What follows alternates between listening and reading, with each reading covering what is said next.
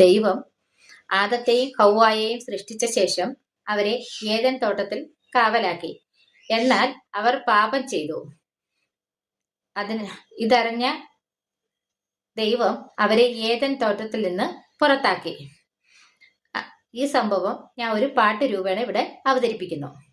ആദത്തെ സൃഷ്ടിച്ചു ഏദനിലാക്കി ദൈവം, ഏകനായിരിക്കാതെ സ്ത്രീവണം കുട്ടവന്. നിദ്രയിലാദത്തിന്റെ അസ്ഥിയിലൊന്നെടുത്തു, സ്ത്രീയാക്കി ചമച്ചവൻ ഹൗവ എന്നു പേരുമിട്ടു. തോട്ടം സൂക്ഷിപ്പാനും കായ്കനികൾ ഭക്ഷിപ്പാനും തോട്ടത്തിൻ നടുവിൽ നിൽക്കും വൃക്ഷത്തിൻ ഫലം നിങ്ങൾ തിന്നുന്ന നാളിൽ മരിക്കും നിശ്ചയം തന്നെ.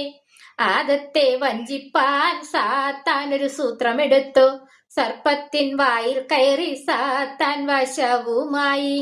തോട്ടത്തിൻ നടുവിൽ നിൽക്കും വൃക്ഷത്തിൻ ഫലം നിങ്ങൾ തിന്നുന്ന നാളിൽ ദൈവത്തെ പോലെയാകും. നേരെന്നു വിശ്വസിച്ചു 4 അവൾ പറിച്ചു, 2 അവൾ തിന്നു, 2 കൊണ്ടു കൊടുത്തവന്. തിന്നപ്പോൾ 2 പേരും നേരായി ചമഞ്ഞല്ലോ.